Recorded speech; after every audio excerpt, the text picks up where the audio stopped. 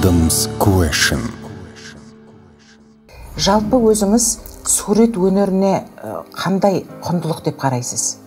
Сурет салу, оның бірінші белгісі еркіндіктің көрінісі. Үйдің жағдайы төмендеу, саған артық беретін тиынымыз жоқ. Ташкент жақын жерде төңірегінде ағайындар бар. Мен енді бір ерекше суретші болдым деп ойламаймын. Сол дәрігердің 5-6 жасар қызы қайтыс болады. Содан ешкім бармай қойды. Өзінің қызының өмірін сақтай алмады. Бейшара қазақ не қыласын айтады да. Кеңес өкіметі кезінде біз енді қатты қазақтар жаңа таяқ жеп қалдық. Мен 1 жыл жындыханада істедім. Сонда әкем өзінің ілімін, білімін, өнерін балаларым үшін деп қиды. Мен Сәбит Мұқановтың немересімен сөйлестім, таза орыс мысалы. Сәбит Мұқанов бала мен немерем қазақша сөйлемесін деп ойлаған жоқ қой. Алматыда 2-ші қазақ мектебін Шонас Маханұлы ашты да. Қалай ашты? Қай жылы? Ол 87 жылы. 87 жыл мультипликатор. Сол Қайрат Түртінұрт шашып тастады. Кәдімгі ана ойын. Сен қалай сол бір ойынға бала осыны тағдырын шешем дедім. Біз енді қазы-қарта жеп, талқан жеп өскен жоқпыз. Мен училищеде қыздар, осы қыздар жаңағы зимой лето один цветом деп айтқан да жаңағы қабақпен тәрбиеледі. Еркін болған кезде сабақ тексермейді мысалы да. Мысалы менің әкем Рембрандт сатып алады. Бұл 18 сом тұрады. Бірақ білімге деген тартыныс өте төмен болды да. Мен жалпы институт бітірген кезде Москваға барып, биік бітіріп кинорежиссер боламын деген ойым болды да. Оны орысша жаздым тағы. Себебі қазақ фильм қазақша білмейді. Сол орысшасын жаздым. Adam's Question. Армысыздар ағайын, эфирде Ақ студия және мен Айгүл Мырзаханқызы. Бүгінгі Ақ студияның қонағы, құрметті қонағы, қазақтың өнерін, салт дәстүрін, ой өрнегін зерттеуде өзінің қолтаңбасын қалдырып жүрген зерттеуші ағамыз, суретші ағамыз, график Ералы Оспанұлы. Саламатсыздар. Википедиядан да қарадық, ары-бері қарап жатырмын. График, суретші дегеннен басқа ештеңе жоқ екен.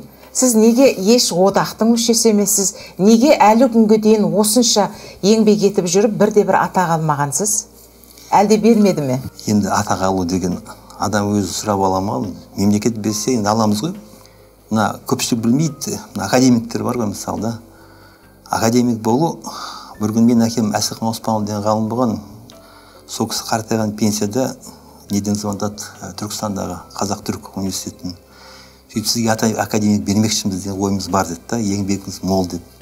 Енді әкем оңтүстік ақындардың бәрін ортаға қосқан сол жақта Майлықожа, Мәдәли, Құлыншақ, жаңағы 5-6 ақынды. Сосын мына кім Сабрахим генералды қазақ деп 72 жыл жазып таяқ жеген кісі. Сосын әкем жоқ, мен өлетін жасқа келдім ғой, оны молаға алып кетемін ба, сабақ бермеймін деп қоя салды да.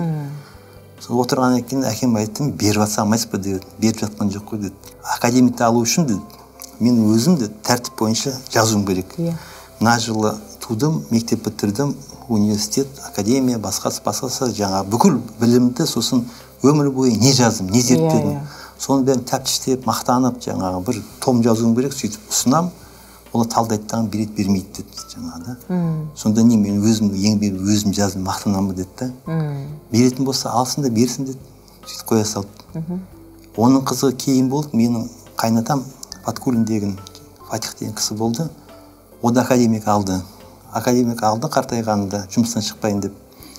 Содан тойлады. Кісілер келді, бірге істейтін кісілер, жаңағы біз енді қызметін жасадық. Біткеннен кейін отырмыз өзіміз, құтылдық деп жаңа. Сол кезде айттым, көке, қанша рет ағыз жазыңыз дедім. Түтігіп кетті. Кәдімгі түтігіп кетті. Соңғы 2 жылда 6-7 рет жазып жүріп тастадым ғой деді. Мүше болмайтын себебім, мысалы жазушылар одағы, сосын журналистер одағы, көп қой одақта, суретшілер одағы деген. Ол енді кеңес кезінде оның ілтипаты болды. Ілтипаты болғанда, мысалы, біз бір отбасында 8 бала болдық әке-шешемізде. Әкем аудармашы ретінде өзбектің 2 кітабын шығарған. Сол аудармашы болып одақ кіретін жағдай бар еді. Арыз жазған, барған, қабыл еткен кезде марқұм Шерхан Мұртаза отыр екен. Сөйтіп Әсілхан, сен керемет журналистсің ғой, осы жазушы болмай-ақ қойсайшы деп біраз ақыл айтты дейді жаңағы. Мен намысым ба, мақұл деп шығып кеттім дейді. Мен енді жазушымды аудармашы ретінде болуым керек еді дейді. пайдасы сол кезде бізге пәтер бергенде маған бір бөлме артық беретін еді. Ол бөлме менің кітапханаларым отыратын жерім болатын еді да. Енді шерхан көрмағаннан кейін мен де мақұл деп шығып кетіп қалдым деді да. Сол әкеміз ізін басып жүрміз жаңағы. Берсе аламыз, бермесе сұрамаймыз. Асылхан Оспанұлы ағамыз қазақтың белгілі әдебиет танушысы, зерттеуші ғалым, шын ғалым деп есептейміз. Ол кісінің қазақ әдебиетіне, әдебиет тануына, фольклорына, жалпы қазақ сөз өнеріне сіңірген еңбегі енді өте елеулі. Мұхтар Омарханұлы Әуезовтің батасыменен өзінің қызметін, жаңағы айтқандай өз миссиясын адал атқарып дүниеден өткен кісі. Өмір бойы оңтүстік өңірде өмір сүрді. Сіз де оңтүстіктесіз әлі күнге дейін. Оңтүстік жібермей ме сіздерді мынау үлкен әдеби ортаға, мәдени ортаға? Адамның келіп кетуі өзінің мінезіне қарайды. Мен 20 жасқа толғанда Ташкентте институтқа түстім. Училище бітірдім, бір жыл жұмыс істедім қорғасын заводында. Әсер емайтын қорғасын заводы. Сол жақтан, сол себепті бардым да, ол жаққа, содан Ташкентке бардым. Сонда әкем айтады, Москваға барып оқы деді. Білім бәрі Мәскеуде деді. Бердал деген ағам бар, 5 жас үлкен. Ол айтты, Алматыға бар деді. Сен институт бітіргенше қаланы танып қаласың, елмен араласып қаласың, достарың болады деген сияқты да. Сөйтіп ол Алматыны айтты жаңағы. Сол кезде шешем айтты. Сен үйтіп Москва, Алматы деп не қылмай Ташкентке бар деді да. Үйдің жағдайы төмендеу, саған артық беретін тиынымыз жоқ. Ташкент жақын жерде төңірегінде ағайындар бар. Үйге де алыс емес, сөйтіп қол үзбейсің. Ең басты студент үшін денсаулық. Жаңағыда қиыншылықта көп студенттер жаңағы орысша айтса язва желудка дейді ғой. Сол ішек қарнақтары болады, дұрыс тамақтанбай, қарамай дегенде. Содан Ташкентке түссең, ол жақта оқуда жаңағы дұрыс болады. Сосын бір өтініші сен жататын кезде ең болса пияз шайнап жатыр дейді. Ас жүрмей деп та жаңағы үйге жақындығы дұрыс деді да. Сосын мен шешем айтқанын тыңдадым. Сөйтіп мен Ташкентке барып, Ташкентке түстім. Ташкентте әкем ағасы тұратын, соғысқа қатысқан кісі. Енді мен общагда тұрдым, жалпы деймін да. Сөйтіп мен шынымды айтайын 3 ойлы болып жүрдім, бірақ ойым Ташкентте еді да. Сол кезде Шерихан бабам келді, қыдырып келіп тағын. Ол кезде оқу кезі емес, қыс кезінде ма келген. Сонда кім не істейді сұрасады ғой жаңағы. Мен оқу, әкем үйтеді, ағам бүйтеді, шешем үйтеді деп бәрін айтқан кезде, ойлан көр деп кетті. Бірақ күн жылғанда шамалап осы уақыттарда ма, март, осы наурыз айында ма барып, сол институттан қабылдайтын қағазын алды, прием абитуриентов деген да. Қандай бөлімдер бар, қандай нелер бар, бәрін анықтады да маған үлкен хат жазып жіберді. Егер де Ташкентке келетін болсаң, институт жағдайы осындай деп справочный информация түгел. Мені әкем алып көріп там болды, сол жаққа барасың деді. Көкең үшін барасың, бабам үшін барасың деді. Онда да суретші боламын деп ойлаған жоқпын. Кәсіп болды. Сонда суретшілікпен кішкентай кезіңізден бастап айналысып келе жатсыз. Енді балалардың бәрі сурет салады ғой. Мен енді ағам да сурет салды, ол сурет мектебін түгел бітірді, мен бітіремін. Жаңағы кішкене өнер болды оған да. Әкем інісі болды, ол кісі хат жазғанда сұрайтын, анала сурет салып жүр ма, қадағалаңдар, тастамасын деп та. Ол кісінің жаны ашитын. Мен енді бір ерекше суретші болдым деп ойламаймын. Бірақ бір ерекше болды. Ана мысалы сурет мектебінде тәртібі болады. Қазір енді оқуда тәртіпті қандай келмеймін, бірақ ол кезде бір неден бастап, нені жылысын, нені істеу деген бәрін бөліп тастайтын жаңағы. Сонда мысалы гипстен құмыраны сурет, алмұрттың суретін салады жаңағы. Маған қызық емес. Апаға айтам, апай мен мүмкін болса маған істейінші десе маған ұстатып береді. Mesela скульптура болады, мүсін салған кезде копиясы істеу керек қой. Сөйтсем, Ерал, сен Маугли істеші дейді, Маугли істейді. Бір кішкене еркелету болды, мен сездім, бірақ мен өзім боламын деп ойламадым. Суреттің соңына түсіп, кәдімгі кәсіби деңгейдегі суретшісіз, оның ішінде графикамен айналысатын сирек қазақстандық суретшілердің бірісіз. Жалпы өзіңіз сурет өнеріне қандай құндылық деп қарайсыз? Сурет салу, оның бірінші белгісі ол еркіндіктің көрінісі. Ол сурет салатын бала, соған қызығады, салады, ешесе басын ауыртпайды мысалы да. Ол өзін былайша айтқанда өнерін ашу. мына Ресейде атақты мүсінші болды, Эрнст Неизвестный деген. Содан ана сұхбатын көрсеткен кезде сұрап жатыр да, қазір не көп суретші көп дейді да. Байлар да сурет салады, ақша жеткенде сатып алады, краска көп, холст бар жаңа. Дұрыс па дұрыс емес па дейді. Көріп жүрміз ғой, небір суретші сымақты шыққан дейді. Сол кезде Эрнст Неизвестный айтады, жаңа еркіндікті айтады да. Сурет салған адам еркін болады дейді да. Мақұл оқымасын, мақұл қолына шықпасын, еліктейміз сасын деді да. Мамандар оны көреді да, оны әуес қойма, шын болын ажыратып алады дейді да. Ал не орын көп адам сурет салса, соғырын ол еркін болады, іште ашыла береді деген ой бар да. Сондықтан баланың бәрі сондай болды. Менде былай кішкене қияметті ойлау, өзін қиялдан салу деген менде бала кезден болды ол. Жасырмай қойын, жаңа көргенді салу, ойдан салу деген оған кішкене тартынысым бар еді да. Көп суретшілер мықты суретші болады, бірақ ойдан тудыру нашар болады олардың да. Мен кәдімгі жаттап алғандай не қыламын. Немістердің киімін, автоматын, несін ол мен оңай танкісін жаңа сондай тудыра беремін да. Сол институтта оқыған кезде шамалап 84-83 мақтада болдық. Сол кезде мен алғашқы графикам домалақтарын бірлерін ойлап тапқан кезім болды. Сондай 5-6 тауым ба. Бір идея келді, сала салдым, бірақ оны салам деп ойлаған жоқпын. Бірақ өзім ойым болатын болса. Көп сурет салу қиын емес, бірақ бір өзінше салу деген сол кезде менде болды. Үйсіз домалақ салып, батырлар тұрса, мынау күң болсын, мынау батыр болсын, мынау бай болсын деген сияқты бір идеяларды бір ортаға келтірдім. Олардың эскизін салып, сол кезде ізденгенім болды да. Сол бірінші қылаң еткен сол жеке деген да. Енді Хаба деген келіншек оқыды бір шешенің қызы. Харизм деген сурет салады, сол суретін алып салатын еді. Екеулеуді бұл ашын не емес эксперимент. Ал шын ұлттық негізде қазақша деген сондай бір талпыныс болды. Бірақ мен одан бәс шығады бұл қызды ойлаған жоқпын. Бұл кейін шықты. Сосын мысалы тапсырма береді ғой. Тапсырма берген кезде колхоз салыңдар дейді. Сол колхоз салыңдар деген кезде мен үйге кімнен сұрайын, шешемнен сұраймын. Шешем колхозда әңгімелер айтады, не көргендерін. Мысалы енді өз алдына бұл төбе айтқандар. Алғашқы Чапаев киносын қалай көргендерін айтады. Енді ол енді сұмдық жаңағы. Қысқаша айтсам, сахна іліп қойған, мына жерде жігіттер отыр, шалдар алда, кемпірлер мына жақта артта, әйелдер сондай тәртіппен отырады ғой қазақтар. Чапаев бер шапқан кезде жұрттың бәрі ұшып тұрғанда алдында қашқан ғой, арттағы жол берген мысалы. Жаңағы ол кино бірінші трактораған, ол комедия. Түк көрмеген қазақпыз ғой жаңағы. Ол көрмегеніміз рас, шынды айтайын, біз дүние өзімен кетті, біз өзімізбен жүрдік та жаңа ескі өмірмен. Бірінші дәрігер келген кезде біз өлмейміз деп ойлағанмын. Ондай болды. Сөйтіп тырнап қалса да жаңа дәрігер болып көрсету.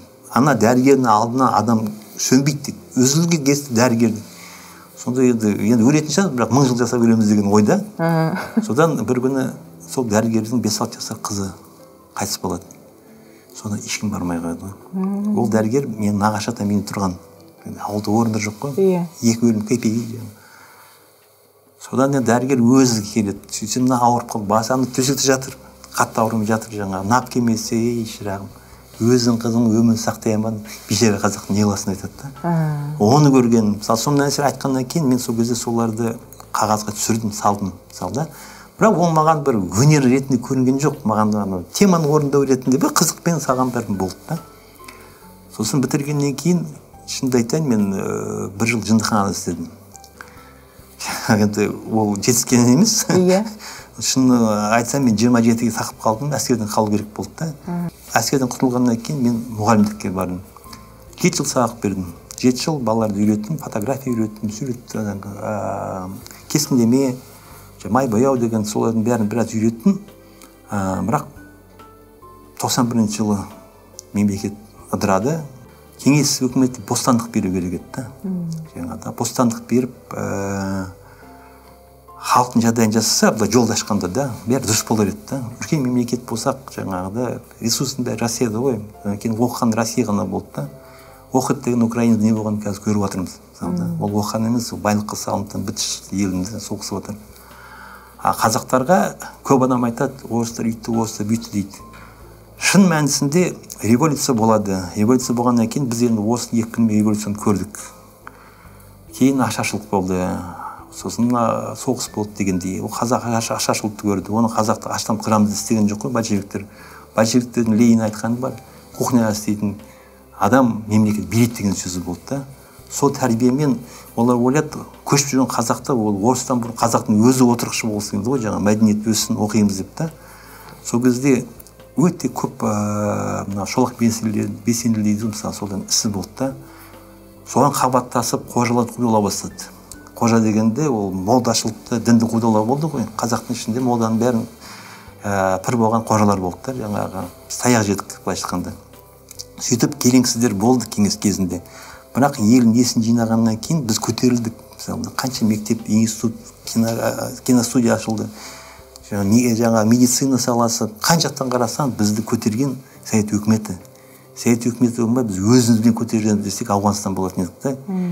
Жаңа сондықтан мен Ленин саясатын мықты түсінемін, оның айтқысы келген нәрсесін. Сталин саясатын мықты түсінемін. Бізде жұлып қарайды да. Ана Сталин тиран дейді. Мен тиран демеймін, тиран екен тиран, бірақ оның бастапқы мағынасы, істеген ісін қарайсың ғой, жан-жақты жобалап түсіну керек та, жаңа экономикасын бәрін нәрсені қарасаң көп нәрсе ашылады да.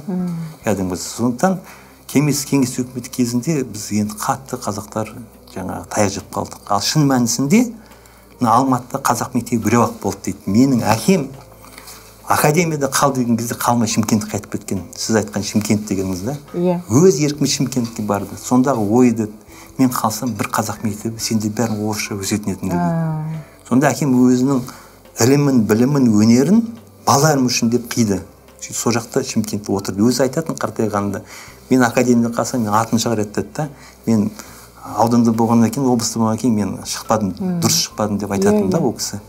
Жаңа сонда ұлттық сақтап қалу мақсатында қазақ өстеу керек. Қазақ жалқау болды. Мен ана Сәбит Мұқановтың немересімен сөйлестім, таза орыс мысалы да. Сәбит Мұқанов бала мен немерем қазақша сөйлемесін деп ойлаған жоқ қой. Неге орысша қуалады, орысша оқытты да. Алматыда екінші қазақ мектебін Шонас Маханұлы ашты да. Қалай ашты? Ол оңай ашқан. Ол бардықтағын қазақтардың әулетін алдымен сұрады өкіметтен. Өкімет айтты, сұраныс болса ашамыз деді. Сөйтті бардықтағын қазақтың әулеттерін аралап қолхат алды. Оқытам. Сөйтіп осынша маған керек па? Келіп тапсырды, екінші қазақ мектебі ашылды. Сонда Совет өкіметі оған жағдай жасап қойған. Біздің сауатсыздығымыз, біздің сауатсыздықтан бұл еріншектілікті. Осылай адам болады дейді. Біз қазір қазақ болып масайып жатырмыз ғой. Осы Алматыда менің қызым тұратын подъезде қазақ келіншек тұрады, сауда жасайды, баланың бәрін орысша оқуға берді. Содан мен келіншегім сұрайды ғой, мынау қазақша оқытпайсың ба? Қазақ мектебінде түгі жоқ деп айтады. Шала қазақ сөйлейді. Әлі күнге дейін сөйтіп айтады ғой. Әлі сондай да, жаңағыда. Ал енді қазақ мектебінің төмен екені төмен. Жаңағыда оны жасыратын нәрсесі жоқ. Төмен. Мен бағыма енді әкем ғалым болды. Үйде 2000-нан астам кітап болатын мысалы да. Сосын мен мектепте оқымадым. Мен Шымкентте 8-ші класста макулатура кабинетінде оқыдым. Мен сурет салып алып кетіп қалып, бармаймын да сол жақта кітап оқимын. Мен жан-жақты оқыдым. Орысшаны бәрін оқып шықтым да. Бірақ оқымайды адамдар. Сіз өзіңіз қазақ мектебін бітіргенсіз? Мен қазақ мектебін 8 класс бітіргенмін да. Орысшаны сол кітаппен үйрендіңіз? Көшеде балалармен ойнап, үш қазақ семья тұрдық қаланың ортасында, бір аулада. Сөйтіп ол Шымкенттің қасиеті қазақтар басқа жерден көбірек, қазақша молырақ. Жаңағыда. Сөйтіп ол байлаған жоқ. Мен Алматыға келем деген ойым болды. Институттан кейін жаңа нені шештім, әскери мәселесін. Келдім. Ташкент оқыған өзінде Алматыға келдім, шақыруды алдап-сулап шақыру сетіп алдым өшеден да. Алматыға барайын деп. Содан жаңағы әскерде құтылдым, келдім. Ары жүрдім, бері жүрдім. Екі мықты керемет азаматтар көмектесті, ағам жолдастары. Біреу мына архитектура жағынан Алматы облысының Талдықорған отырып басқарған кісі. Соның келіншегі Риза жеңшем, сосын өзінің Алик дейтін Әлмұхаммед па сондай болу керек, Арғынның баласы. Солар мен үшін 2 апта жүгірді жұмысқа. Пропискасыз аламайды ғой. Ол кезде солай. Сөйтіп зорға дегенде нені қазақ тілінде мультипликаторлық общество бар жаңағы соған жұмысқа. Қай жыл? Ол 87-ші жылы. 87-ші жыл мультипликатор. Сол мультипликаторға барасын деп баған олар жағдай жасады. Ақшасыз, еш нәрсесіз да. Ана суреттерім бар, соны көрсеткен ғой жаңағы. Бірақ мен қайтам дедім. Қайтам дегенде де мен енді кішкенден. Отбасылық жағдай ма? Жоқ, мен 2 апта жүрген кезде ол кезде Алматыда тамақта жоқ қой, шай ішетін жоқ, көшеде жүресің да. Иә. Сосын ана көбісі орыстанған, орыс көп. Ташкент көрген қазақсыз ғой. Маған әке шешем Корея көрінеді ол кезде да. Әкем 5-ші жылы кетті, 2005-те, шешем 2007-те кетті. Бұл 87-ші жылы. Менің көзімше Корея қартайғанша қасында болайын дедім да. Бірге тұрмасам да солай әулеттің ішінде болайын деп мен қайтатын болдым. Сонда ана мен мәселем шешіліп жатыр, сол Қайрат ойнап жатыр, Динамо Тбилисимен ойнады жаңағы. Сонда мен биттім. Адам өзі шеше алмайды. Ол әулеттің өзінің ішкі бір түсінігі болады да. Мен былай ойладым. Ол Қайрат онда орта болғаннан төменде, Англия Европада жеңген команда. Содан Динамо Тбилиси жеңетін болса, мен қаламын дедім. Жаңада. Тең болса, ақша тастаймын. 3 рет қай жақ түседі, сонымен қайтамын. Қайрат жеңсе, тек қайтамын деген ой болды да. Соны қарап отырмыз. Содан бір кезде Қайрат 1-0 жеңіп жатыр. Мен я алла деп отырмын. Айтып Аллаға жар болып Қайрат ұстайын деген жаңа. Қайрат 4-0 ұрды. Шашып тастады. Кәдімгі ана ойын шашып тастатын ойын болады ғой жаңағы. Сосын мен қайтам дедім. Содан ана ағамен жеңшем қалай дедім. Мен айтым ана жаңа футбол көрдік қой дедім. Мен тіктім дедім да. Сен қалай сол бір ойынға бола осыны тағдырын шешем дедім. Мен қалай не қылдым, солай кеттім. Тең болса тастар едім. Жаңа ақша қалай түседі, сонымен шешем дедім да. Ойын сондай болды. Қайрат 4-0 жеңді, мен қайтам дедім жаңағыда. Өте қызық жағдай екен. Жаңағыда. Сөйтіп менің шешемім ол неге байланысты емес, тікелей ішімдікке байланысты емес. Байланысты ғой, әке шешем бар, әулет бар, басқа дегендей. Ал Динамо Тбилисимен Қайраттың ойын шешіп тастады. Себеп болды, негізгі нүктені қойды. Шарт болады, шарттың шешімі болады. Шарттың шешімі, дұрыс. Ғалым әкенің ұлы болу, енді анамызды да білеміз. Жалпы отбасыңыздағы мәдени өмір қандай еді? Мысалы, жаңа айтып жатсыз, кітапхана болды, кітап оқыдық, интеллигенциялық орта болып тұр ортаңыздың барлығы. Бала кезіңізді қалай бізге сипаттап, әдемелеп, әңгімелеп айтуға болады? Күн нашар болды десең, ол өтірік болады. Нашар болған жоқ, тола болған жоқ, арық болған жоқ, заманына сай болды да. Семья көп болғаннан кейін оны жеткізу қиындау болды. Біз енді қазы-қарта жеп, талқан жеп өскен жоқпыз. Біз қарапайым күн көрдік та. Үлкеннің киген жейдесін біз кидік. Көшелерде бір-ақ бала, екі-ақ бала жаңа олардың жейдесін кидік. Жаңағы бір киіммен жүрдік. Мен училищеде қыздар, орыс қыздар жаңағы зимой лето один цветом деп айтқан да жаңа. Мен оны түсінбедім, сөйтсем жаңағы киім біркелкі жаңа соны айтады да жаңа. Ол болды. Жамау-жамау жыртық киген жоқпыз, бірақ қиыншылықтар болды. Әкем кітап көп сатып алатын, ғалым болғаннан кейін. Содан әбден күйген кезде шешем ағаммен әпшемді алып барған ғой. Сөйтіп осындай кісіні тани, ой, ғалым ғой, ол андай мынандай мақтайды ғой. Сол кезде мына ең үлкен балалар үйде тағы 4-еу бар, 5-еу бар деген да. Үйге нанға жетпейді, мүмкін болса керек кітаптарды оқығандай беріңізші деген ғой. Содан әкем өте керек кітап сатып алатын, қалғандарын кәдімгі знание деген магазин кітаптарды том-том беретін әке. Жаңа оқыңыз, әсеке оқыңыз, мынаны әкеп бересіз, жаңа бүкпеңіз, сызбаңыз деген сияқты. Сондай күйлер біз көрдік, мысалда. Атам молдашылы болатын, емдейтін, сосын пайғамбар жасына келген жыл 12 ораза ұстады, мысалда. Солардың біз екпін кішкене білеміз ғой. Әке шешеміз бізді ұрғаны жоқ. Ешқашан бір кейіп қараса сұмдық өліп кете жаздайсың да. Жаңағы қалай көңілін аулау деген да. Бірақ өте еркін өстік. Қабақпен тәрбиеледі дейсіз? Қабақпен тәрбиеледі. Еркін болған кезде сабақ тексермейді, мысалы да. Күштеу деген болған жоқ бізде жаңағы. Біз ойнасақ қорадағы балалардың бәрі үйіне қайтады ғой. Ешкім қалмаған үйге барамыз да. Сонда келіп кетті не қылмайтын біз да жаңағы. Өте еркін өстік. Еркін болдыңыз. Әркім әр нәрсені ұстады. Жаңағы жұрттың бәрі бір қалыпта жүрмейді. Бірақ бәріміз сауатымыз болды. Оқымаған екеуі ғана болды, оқығысы келмегендері жаңағыда. Заводта істеді, басқа істеді. Бірақ енді сауатта гитара тартады, не қылады. Оқымай-ақ гитараны, мысалы менен кейін мен алдымдаған бар, кейінгі кез келген композицияны гитарада ойнап бере алады. Әшін құйма құлақ сондай да. Бізде сол еркіндік, мен ойлаймын, біздің рухымыз баспады да. Көп қазақтар шағынады, орыстар үйтті, бүйтті дейді, біз оны көрген жоқпыз. Орыспен таласып өстік. таласқан кезде ол төбелес неған жоқпыз. Училищеде мен өте жас болдым. Ол кезде диплом болмайды, әскерден келгендер болды. Мектеп бітіргендер оқыды, мысалы. Сол 3 бала оқыдық 8-ден кейін. Ер балалар дейтім. Екеуі шығып кетті бірінші курста. Мен жалғыз өзім болды. Сын полка дейтін мен де. Содан мына жартысы қазақ, жартысы орыстар, орыс тілі болғанда кәріс бар дегендей.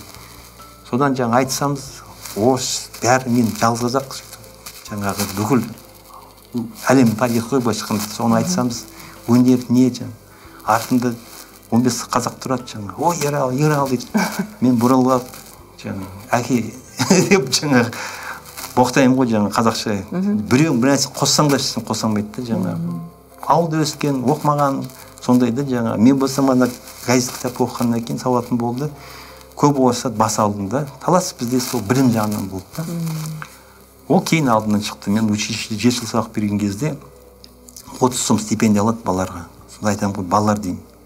30 сом деген, 3 сомына мынандай кітап сатылып жатыр. Кітап көрсетемін. Алдында ертең нан болады, сендер жассыңдар, кейін іздейсіңдер деймін да жаңа. Соны мысал келтіремін. Мысалы, менің әкем Рембрандт сатып алады. Бұл 18 сом тұрады, 20 сом тұрады да. Әкем 180 сом алады. Сонда мен суретші болдым, алады ғой. Мен әкем көңілің қалмасын деп бүйтіп бәрін ашып көремін. Деп отырып өзімше да жаңа. Сосын жауып қоямын, сосын 10 жыл ашпаймын ғой. Бірақ мен есейіп, мен көзім ашылғаннан кейін, санам ашылғаннан кейін ана кітап бар еді ғой деп бәрі тұрды. Сонда бір көрген кезде жатталып қалды, әсер берді да. Өскен сайын оны ашасын, ақтарасын да. Мен соны айтамын ғой балаларға. Сонда айтайын, мысалы, осы бала отыр ғой. Жартысы қазақ емес. Орыстардан 2-3 алады, соны қазақтың ешкім алмайды. Жоқ бізде. Шынымды айтайын, жоқ та. Төменбіз. Мен қазақ наша демеймін. Сол балаларға мына дачаға барайық, жер аударайық десең, бәрі аударып береді. Аға сәлемі, сөйлеу, ешқандай өкпе жоқ.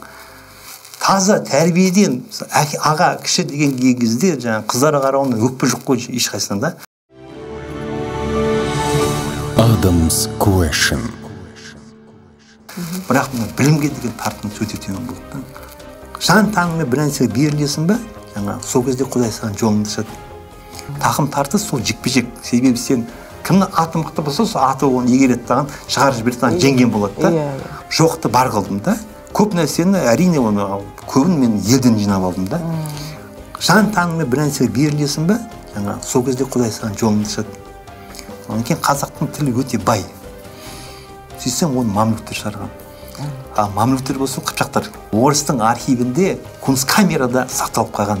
Олар бұл ертең өледі, өшеді деген ой болған жоқ қой. Сөйтіп тірнектеп жинамаған да. Біз тоқтап қалдық қой, олы дамытқан. Атауларын мен бітірмедім, атауларының өзі мен 1000-нан астам жинадым. 1000. Adam's Question. Әңгімеңіздің түп төркіні, ана балалық шағыңыз, әке-шешеңіз туралы айтып жатқан кезде алдыңғы орында білім деген ұғым тұр.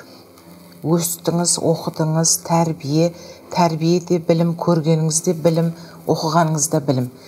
Оның өзіңіз айтпақшы кейін пайдасын көрдім дегендей, сіз қазір суретшілік өнер өз алдына, мысалы, суретіңізді салып, сіздің суретіңіз өте қымбат тұрады, біз білеміз оны. Сонда суретіңізді салып, күніңізді көре берсеңіз болады. Бірақ сіздің қаныңызда, неге мен әке-шешеңізді, тәрбиеңізді сұрап тұрмын? Қаныңызда бар сияқты бір зерттеушілікпен айналысу. Мысалы, өтірік айтпаймын, қазақтың этнографиясы саласы, фольклористика, әдебиеттану болса да болса, қарап, зерттеп қарап отырып, ары қарап, бер түртіп, мынау кім бар еді, анау қарап десек, біздің қазақ ою өрнегімен сізге қатысты болған соң осы екі саланы айтып отырмын. Қазақтың салт дәстүрі туралы бір толыққанды, бас-аяғы бүтін, зерттелген, салыстырмалы түрде ортақ бір пікір шығарылған бізде дүниелер жоқтың қасы екен. Жоқ десек ұят болар, жоқтың қасы екен. Ал әсіресе салт дәстүр туралы дүниелеріміз біздің қазіргі хит әндер сияқты бір уақытша қай кітапты сатсаң қазір өтеді, солай қылып жазу керек деп соған бағыттайды екен өздерінің білімі мен күш қуатын. Ал сізде бірінші кітабыңыз бар, екінші кітабыңыз бар, кәдімгі түбегейлі қазақтың салт дәстүрлер туралы толыққанды материал бар. Бұл қайдан? Бұған қызығушылық қайдан туды сізге? Енді әр нәрсенің басында бір ой туындайды ғой. Ой туындағанда ешкім мен өссем ханның қызын алам деп ойламайды ғой. Әйтеуір қашан тапсам, керемет қыз, қазақтың қызы болса, әйтеуір жаңа ұлттық қыз туып берсе деген сондай мен адам өседі ғой. Иә. Сол сияқты әр нәрсені бастаған кезде адам өте қарапайым қарайды. Енді сіз мына ой өрнек кітабы туралы сұрап жатырсыз, бірақ ол ой өрнек бірден басталған жоқ, оның алдында да біраз тәжірибелер болды. Мысалы, бұл кітаптың алдында мен бірінші суретке айтып жатсыз ғой, суреттен бөлек. Бірінші былай алған жолымнан шетке басқан жерім ол Абылай хан туралы кинороман болды.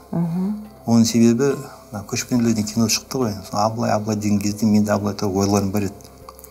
Мен жалпы институт бітірген кезде Москваға барып, ВИИК бітіріп кинорежиссер боламын деген ойым болды да. Соған мен бір құпияңыз ашылды. Соған мен 1 жыл дайындалдым. 1 жыл дайындалғанда бізде диплом 1 жыл болады. Енді қолда өнергеннен кейін оны 2 апта істейсің ғой оны да жаңағы. Мен сол оқыдым. Киносценарийлер, белгілі режиссерлар, не бір кітаптар шықты. Италиянікі, Америка, енді ол кезде бар кітаптар мол еді кітап шынымды айтайын. Театрда оқыдым, сөйтіп дайындағам.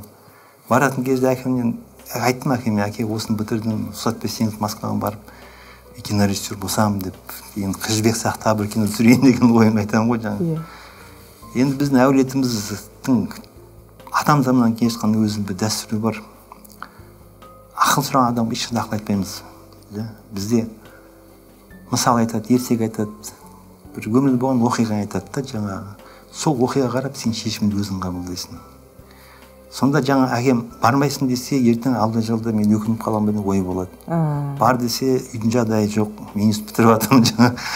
Содан әңгіме айтып берді. Сен нағашы атаң қартайғанда көз көрмей қалды деді. Содан бір көзін операция жасады деді. Кристоф деген хирург жасады. Бір көзін жақсылап бергеннен кейін 2 ай жатады. Қазіргідей тез тұрып кетпейді. 2 ай жатады да. Не тұрады, я жатады. Сол жату. 2 айдан кейін әкелесі 2-ші көзін істеймін деген. Содан әкем барады ғой, ата осында 2 ай өтті, 2-ші көзі істеймін деген кезде нағашы атам айтыпты. Батырбек деген кісі шырағым, бір адамға 1 көз жетеді екен деген. Әкем сол әңгімені айтып берді да жаңа. Сонда 1 институт бітірдің ғой деген сөз болды. Сосын ләббай айтып барған жоқпын да. Бірақ мен Абылай киносценарийін жаздым. Кинороман жаздым Абылайды. Сөйтіп ол 2-3 жылда тәжірибе жоқ қой. Оны орысша жаздым тағы. Себебі қазақ фильм қазақша білмейді. Сол орысшасын жаздым. Сөйтіп сын мақалады оқыдым, көрдім, сценарийін жартылай таптым. Сосын рахмат дедім да, өзімше жаздым. Ол кітап кинодан бұрын шықты, тұсаукесері. Сөйтіп ол кітап біреу саудаға түскен жоқ, бәрі үйден сатылды. Оқығанда бір-бірінен сұрап, 150-ні сыйлаған шығарым арбаса да, ағайын достарға. Қалған бәрі оқығанда барма деп Алматыға тасыдым, Шымкентте сөйтіп таусылған кітапта. Сөйтіп менде бірінші тәжірибе сол болды. Өзім үлкен жолымнан өзге жолға түсу. Бірақ оның негізіне баяғыда кинорежиссер боламын деген ой болды ғой, қанша дегенмін да. Енді өзім оқуға көп оқығаннан кейін негіз бар. Содан кейін мына кітаптың өзім альбомның ішінде сал серілер туралы суреттер бар, сосын қазақтың албасы зерттеген, олар бар. Албастар туралы жаңа World Discovery Қазақстан деген бас редактор звондап өтініш жасады, цитата интернет жаңа сіз білеткесіз ғой деп, 1 ай жазған мен. Сонан алғашында албасы дейсің, көн аяқ дейсің, бір 40 желтен деп қыдырата деген білесің ғой, бірақ түбі білмейсің. Бізден түбін қазасың ғой. Сөйтсем ол жерде таза түркілерден шыққанды бар. Қазақылары да, түбі қазақ түркіден шыққанды бар. Сосын парсыдан келгендері бар. Айдахар деген мысалда, Шілтен деген парсыдан келгендер мысалда, Марту деген. Сосын арабпен келгендері бар. Ол исламмен. Мен кезінде мына өзімнің графикалық кітабын істегенмін. Осының ішінде 2 бөлек зерттеуім бар. Зерттеу болған кезде қазақтың мына албастылары болады. Мына албастылары көрсетейін. Осы Алматыда шығатын қазір жабылды. Журнал болды World Discovery Қазақстан деген. Солар жаңағы Александр деген басшысы звондады. Әр елде өзінің ескі мифологиялық кейіпкерлер бар ғой деп соны жазасып береді. Білем дедім, атадың білетіндерім жаңа соны жазып бересіз, мақұл дедім да. Сөйтіп мен отырдым дағы зерттей бастадым. Зерттеген кезде енді бірталай бар. Сосын оның тарихы өте терең.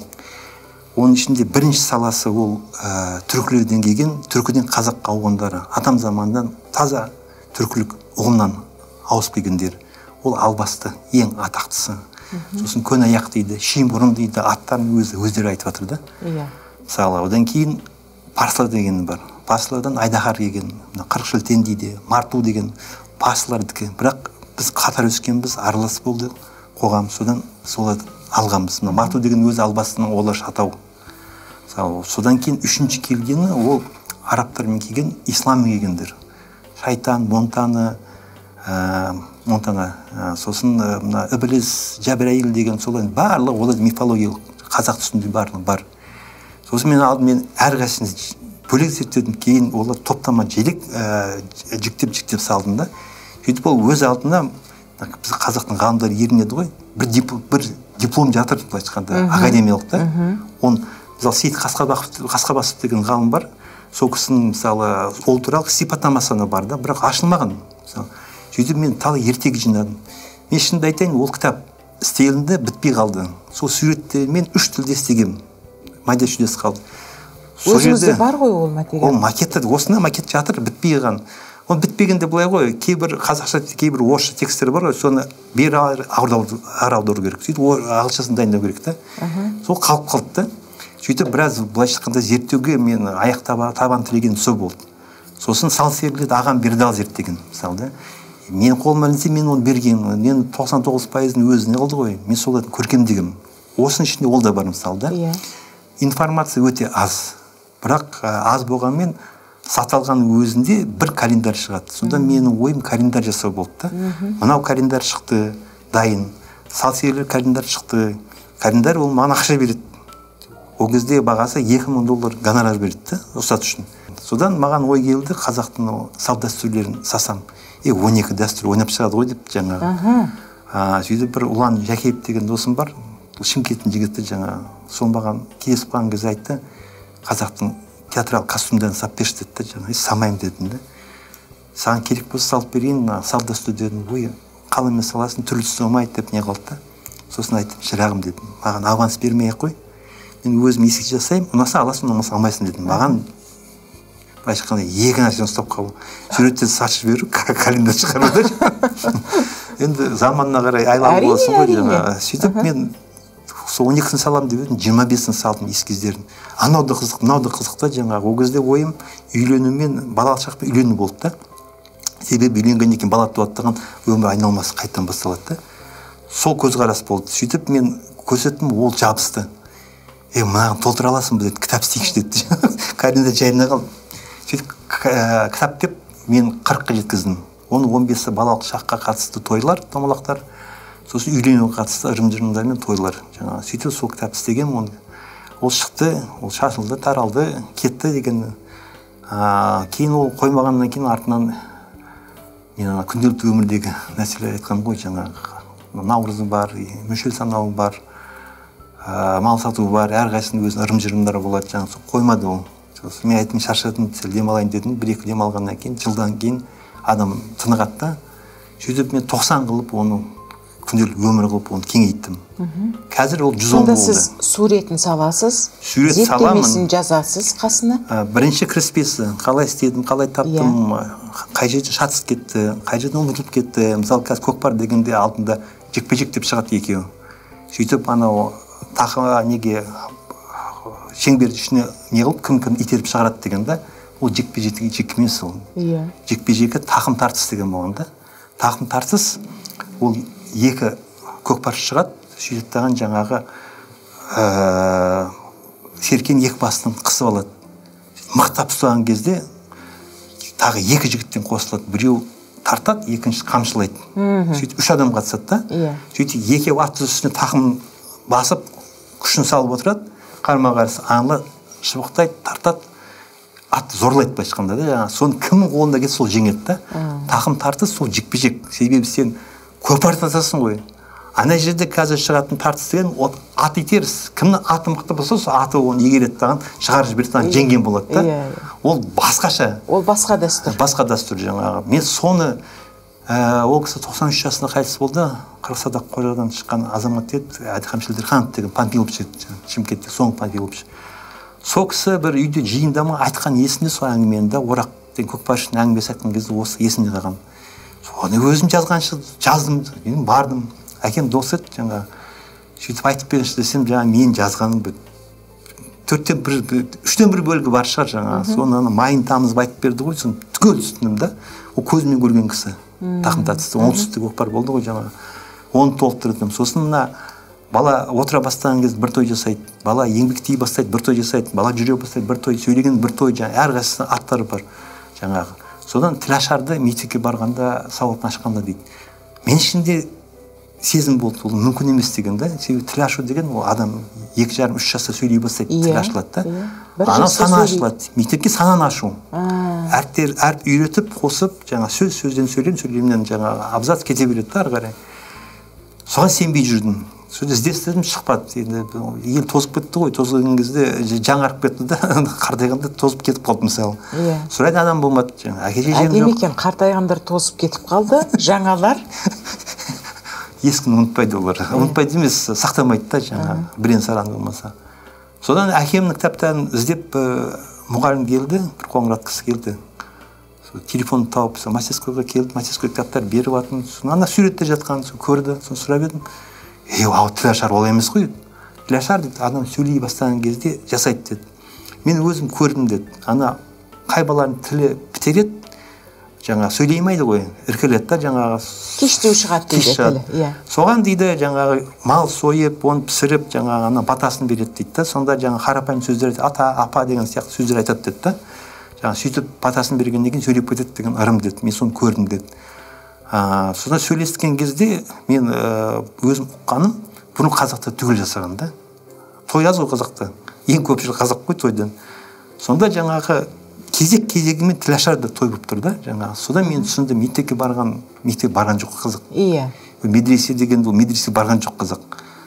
Қожалар келеді, жаңағыда сөйтетін ауылда балаларды оқытады, оның үлкені бар, кішкентайы бар, жаңағы өзгеше болғанда. Бәрі бірге келеді. Сөйтіп сондай нәрсе өзім тапқандарым кірді ол жерге да. Ол жоқты бар қылдым да. Көп нәрсені әрине оны көбін мен елден жинап алдым да.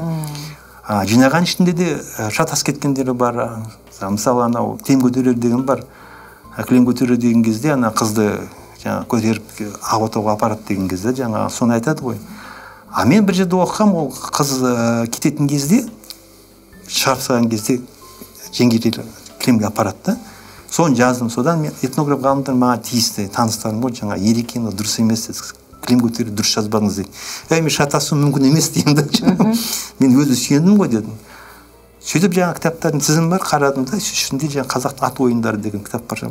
Бұл кеңес кезінде шыққан жаңа. Соны барып алдым. Бейтіп қарап отырсам, бұны қазақ деген айтатын бар қазақ, сол жерде қыстырып жіберген ғой. Сол бізде оңтүстікте үстіп жаңа күйеу кететін кезде кілемге салып шығарып, кәде алады ғой. Соны берген екем да. Сонда мен түсіндім. Тойға қатысы ырым-жырым көп қой. Өзі қосам, одан бет көбейеді, қайта кететін кезінде мынаусын бере салдым да. Сонда шатастар болды. Сөйтіп мен уже үлкен былай шыққанда еңбек жасадым. Онда бір былай шыққанда академиялық еңбек. Қанша уақытыңыз кетті сол кітапты шығаруға бас аяғын? Ол кітапты түгелін айтсам, мына 110 болу үшін 5 жыл уақыт алды да. 110 салт дәстүрдің түрі. Иә. Бірақ 3 бөліп істедім да. Алғашқысы, екіншісі, үшіншісі да жаңа. Сөйтіп ол дайын. Бірін-бірі сүйрелеп отырды ма олар? Ол енді кішкене адамның құрылымына байланысты. Ол тек маған емес, жалпы адамдарға. Мысалы, бір темада отырған кезде шаршап кетесің, қызықпай қаласың да. Содан істейсің, қош мына кейінге де мына істемей-ақ қоймын. Бірақ кейін демалғаннан кейін толықтырасың, тағы бір нәрсе шығады, итерме болады. Мен 110 істеген себебім 17-ші жылы Иманғали Тасмағамбетов Москвада мен салт дәстүрлерінің көрмесін жасады. Соған мен билет алды, мен ұшып бардым. Суреттің бәрін іліп қойдық, не қылдық, жаңағы сол кезде айтты, біздің жақта мынандай бар, соны самапсың, соны салшы деді жаңағы. Оның арасында мен алып қалдым, 2 жыл өтті. Сөйтіп мен ескілермен оның алдында 20-сын салдым да. Бірақ ойладым, ер кезегі 3 рет осымен бітсін дедім да, оның ішінде бәрі бар. сөйтіп ол бітті. Сөйтіп менде былайша айтқанда мына ою өрнек істеудің алдында мен демалып алдым. Жаңағы демалып алғанда мен мына басқа темалармен жүргеннен кейін менде біраз запас болды да, орысша айтсам. Бірақ онда да бұны істеген кезде мен мынандай кітап жазамын деп ойлаған жоқпын. Менің ойым 20-30 ою сасам. Себебі компьютерлік келген кезде мен 4-5 ою сағам. Сағанда мен сызып бердім, қыздар салды да, жаңағы сол оюлар бүкіл Қазақстан тарап кетті. Сіз салған оюлар Қазақстанға тарап кетті. Компьютер сыртынан, нелегі кітаптардың мұқабасынан көремін. Мына бір фирманың сыртында тұрады, жарнамада тұрады. Мен саған оюлар танимын ғой, өзім таңдағандар. Ал кейін мен модулін салам ғой, ол икем кесін деп та.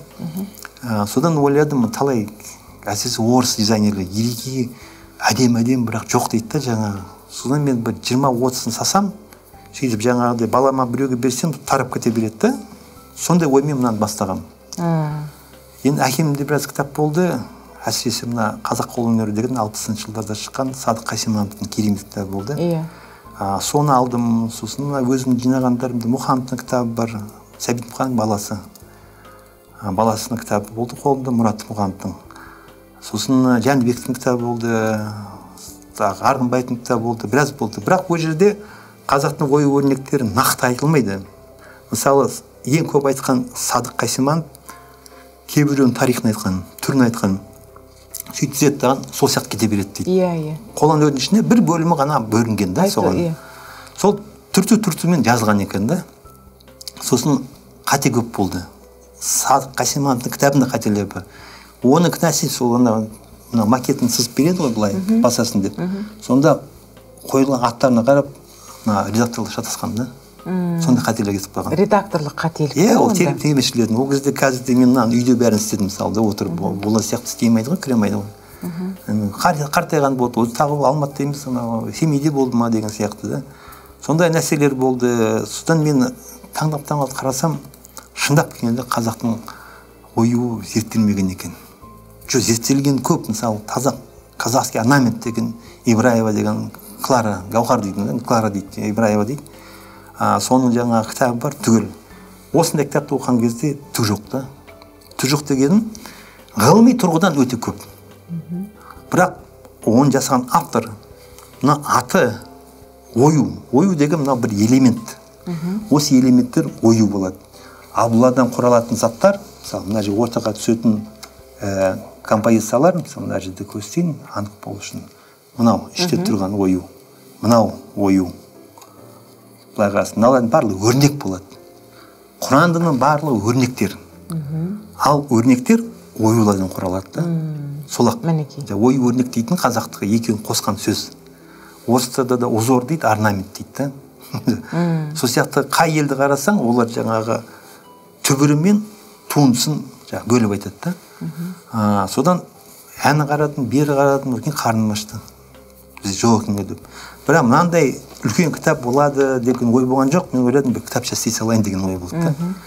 Сөйтіп кітапша істей бастадым, сосын ашылып жатыр, кіріп жатыр. Сіздің кітабыңызды кітапша деп айтуға келмейді. Жоқ, ол кезде ойым кітапша істейін деген да. Мен ойладым, түрлерін істейін, аттарын берейін, аңыздарын берейін деген мақсат болды да жаңағы. Содан жаңағы ішіне кірген сайын ашылады, кірген сайын ашылады. Кейін қазақтың бір керемет сөзі бар. Керекке терек жығылады дейді. Сонда ана теректі шабуға балтаң жоқ, мысалы, араң жоқ, жаңа ана терек керек, сонда жел болады, құйын болады да, ана өзіңе құлайды да. Сөйтіп, жан таңымен бір нәрсеге берілесің бе, жаңа сол кезде Құдай саған жолыңды ашады. Ойламаған нәрселер алдынан шыға бастады жаңа да. Енді бір гүл сияқты ғой, ол бітпес гүл жаңа. Бір ашылды, екі ашылды, кете береді, тармақталады, ана шығады, мына шығады. Мысалы, бір ою бар, Ергенек нұсқа деген мысалы да. Ергенек нұсқа мен оны бала кезімде көп үйренген, себебі Алашада тоқиды да. Мен оның түрін анық білем да. Бірақ ана ергенек нұсқада. Ергенек білесіңдер, киіз үйдің есігіне қоятын ағаштан тор.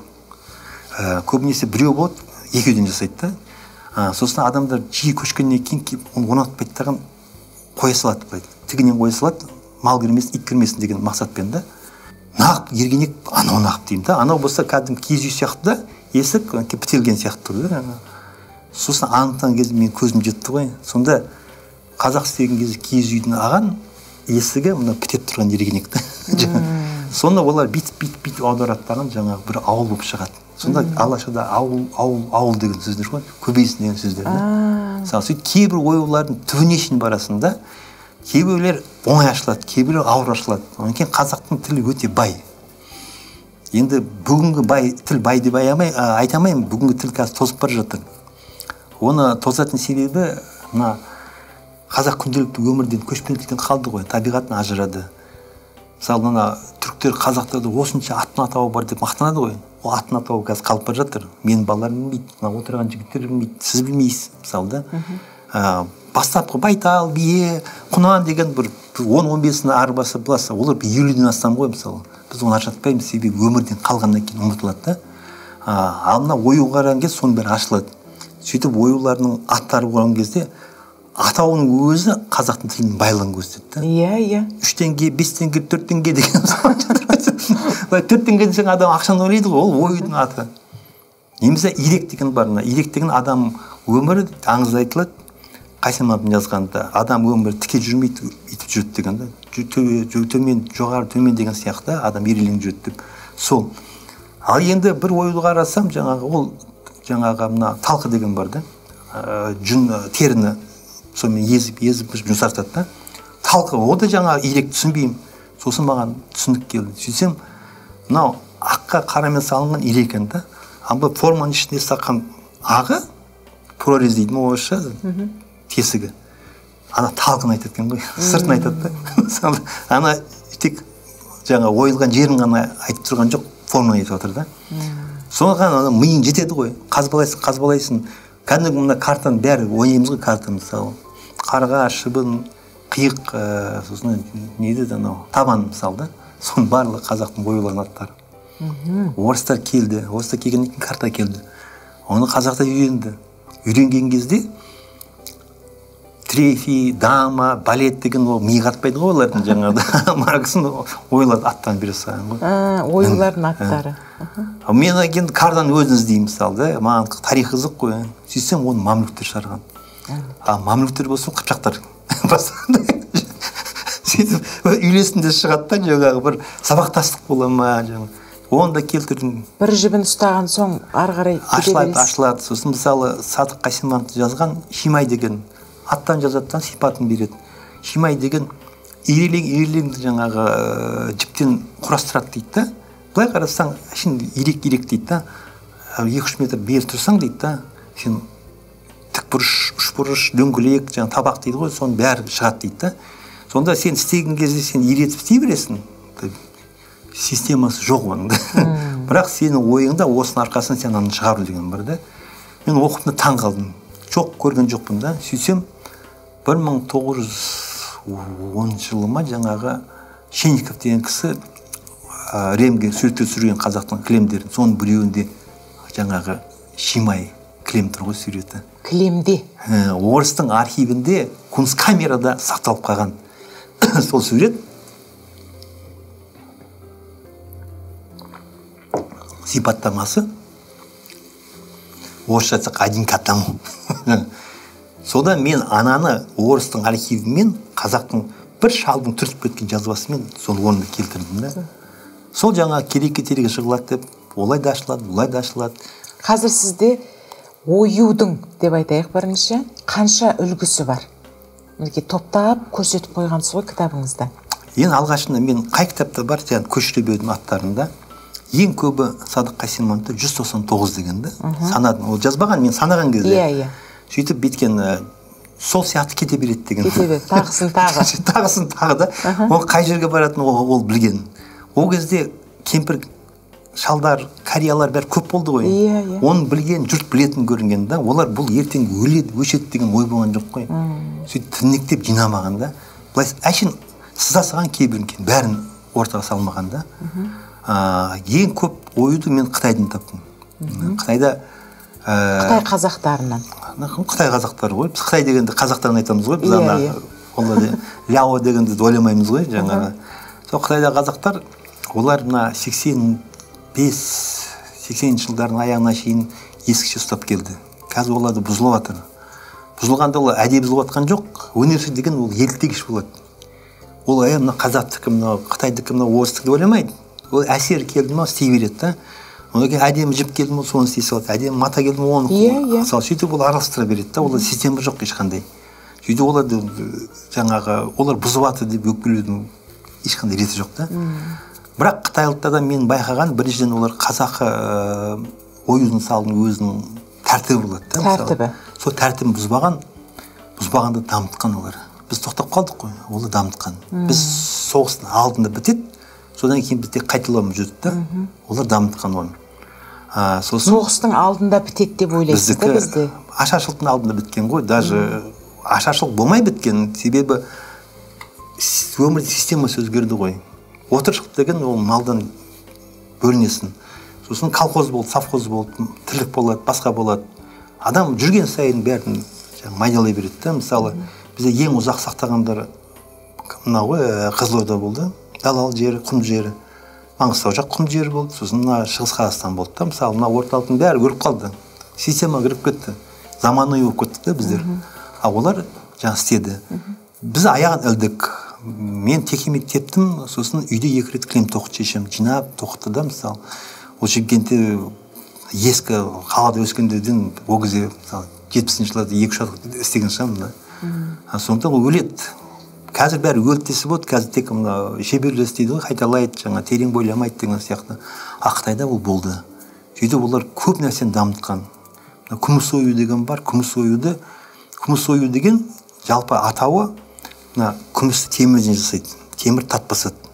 Тат баспау үшін күміс дейді. Күміс дегеннен кейін оны ою салады. Ою салған кезде ойлады ірі салады да, арасында тесттен өте жұқа қылады. Ертең тас басқан тат шықса, аз көрінеді да, ана сүйкімді көрсетеді да, сақтау ретінде. Темірді көрсетпеудің. Ол өзінің басып қоятын несі болады, ана бір порошок сияқты дайындайды да, бірақ ол 1-2 жылдан кейін түсіп қалады, шыдамайды да. Содан құтылу үшін ойлап тапқан идея. Қазақтың айбалталарын көрсеңде, айбалтасында сондай ойлар да. Қытайда мен таң қалдым, 3 нұсқасын бір суретші болғанда, суретші емес, суретші боламын деп мемлекеттік қызмет кетіп қалған да, өзі математик болған, оқытқан. Бірақ қызығатын сонша ойлар жинақ кітап істеймін деген, сауатсыз жаңағы. Махаббат, сүйіспеншілік бәрі бар, терең білім жоқ та. Сосын ол Қытайдың да білімін білесіздер. Жаңа біз енді орыс көрдік қой қанша дегенім да. Сосын таныстықтаған Алматыда кездестік, келісім бойынша кімдікі әдемі сол соған бере салады. Еше сұрамайды деген да. Мен көрдім бәрінікін бере салды маған да. Сіз істеңіз деп берді да. Сода жаңа 3 қазақтың... Ою жинап жүрген қытайлық бауырымыз ода кітабын Қытайда шығардық кейін. Бір қарапайым бәрі да. Бірақ ішінде сирек ол көз танығаннан кейін сырмақ деген болады. Сырмақты ол жұқа илейді киізді. Сөйтіп кесіп қояды мысалы да. Заңды сырмақ кескен кезде бастапқы оюы, ішкі оюы болады да. Сол 2 оюдан біресінде былай қармаға сой салады да 2 сырмақ шығады. Ал жаңағы нені ойған кезде күміс оюды. Өте жіңішкен ғой, ішіндегі түкке жарамайды, тек қана қайта илейсің, оны тастай саласың да. Бірақ соншама қызыққан, майда кесіп алғаннан соны істеген олар қойған. Сонда күміс оюды, металдағы оюды олар сырмаққа түсірген да. Ол жылжудың түрі. Өнер сөйтіп жылжиды, мысалы да. Мына жаңағы қазақтың заңы деген кезде түйінді дейді, негізгі ою, түйінді ою дейді жаңағы да, бастапқы ою. Сода жаңа неған кезде қазақта мынау неде Маңғыстауда құлпытастар көп қой. Иә. Сол жерде мыңдаған құлпытас бар ғой, соның ішінде кесінді ою жоқ. Бір-бірін түйген, үстіне шығып, астына түскен ою жоқ. Барлығы мына текеметтегідей жалпыламас деген. Ішкі ою, сыртқы ою болып тұр да. Сонда қазақтың ғасырлар бойы ұстаған ішкі идеясы сол неге апармаған. Орысша узоры творчество дейді. Жаңағыда өрнекті дамыту деген сөз ғой мысалда. Сонда қазақтардың осыны сақтаған негізі соншама олар өрнекті тануға барған кезде бір-бірін қиыластырмаған. Санаулы ғана кездеседі. Ағашта бір жерде мен келтірдім, үлгі ретінде келтірдім. 1-2 жерделер бар, бірақ ол былай системаны өзгертпеген да. Мына Айжан деген зерт оқитын келіншек бар, сол сөзінде айтып қалды. Бәсе дейді, мен ою сызам дейді. Сызған кезде қай жерді кесіп не қылсам, кейін жыртып тастаймын, ұнамайды дейді. Себебі мынау екен ғой дейді. сол біздің тактика. Соны дамытқан кезде өрнектеуге жаңағы бір-бірін түйістірмеу бар. Оны Қытайдағы қазақ сақтап қалды. Олар дамытты оны. Біз мысалы 4 бұрыш саламыз ішінде жаңағыда ою, сырт ою болады. Олар ішіндегі мен сырт ою бөлігімен ұштастырып жіберген, бірақ қиылыспайды. Қиылыспайды. Сондай да. Сонымен бізде оюдың сіздің версияңыз бойынша неше түрі бар қазір? Сіз салған? Түрі болғанда атауларын мен бітірмедім. Атаулардың өзі мен 1000-нан астам жинадым. 1000-нан астам. 100 емес, 1050 ма сондай шығар. Мен тек қана тізім бердім, тізім кітапта тұрсын, тек атаулар ой-өрнекке қатысты да. Меніңше бұның өзі бізге қазіргі кезде аз байлық емес. Сіз енді мүмкін өзіңіз білмейтін шығарсыз, бірақ қазақтың оюының атаулары мен мұнша түрін көрсетіпсіз. Мынандай дүниесі жинағы бар. Бізге біз бақыттымыз. Жоқ, онша болады деп мен ойлаған жоқпын ғой. Көрдіңіз ба, сол ғой айтып тұрған. Ол жиналды. Мен еш нәрсені өзіме қосқан жоқпын ғой. Мен тек қана сүйенетін нәрсені ғана келтірдім да. Әңгіменің төркіні сол болып тұр ғой. Сондай болады тұр ғой. Қателер болады. Бізді орыстар жинады ғой. Мақаланың бәрін зерттеген алғашқы орыстар болды. Көк құс деген ойдың аты да. Мен көк құс деген синяя птица дейді да. Өлең шығарады жаңағы. Оны көргендер қасиет көрдім деп ойлайды да. Қазақта көк құс деген ойы бар деп мәз болып жүрдім да. Сосын кітапты ақтарып алсам, ол жинақы кітап, соның ішінде Шнейдер деген кісінің мақаласы, казахский орнамент деген. Соңында тізбек берген. Тізбекте жаңағы көк құсты қарасам, ол көк құс емес, көп құс екен да. Көп құс. Ол көпті көк деп жазған да, естігенше жазған ғой жаңағы. Ол андай құс болып жаңағы басқұр тұр ғой. Басқұрға салынатын белгілі өте ою. Басқа өте көп кездеседі да жаңағы. Қайта ислам діні оюларды өзіне бейімдеп алды. Біз көбінесе қазақтың оюлары малға байланысты дейміз. 4 түлік мал дейміз ғой. Қамбарата, ойжымғара, қолдағы материалды жасайды. Кез келген ою материалға байланысты. Сонда ең арзан, ең көбі жүн болды да. Қазақтың ою өрнегі зерттеген кезде қырғызды зерттеу керек, қағытас зерттеу керек. Жан-жақтан не шығады. Сондай ғарыш, күн, жарты ай, толған ай. Біздің аталарымыз, апаларымыз ол оюларға мән-мағына берген. Бұрын дейді, сәукел жасаған кезде дейді, оны шеберде істейді ғой, тоқиды. Сонда әр нәрсесінде олар ой жасаған дейді да жаңағы. Балалар көп болсын, есейсін, бай болсын деген, соның барлығы идея ұстап тұрған ғой. Сол негізінде жасалған да. Adam's Question.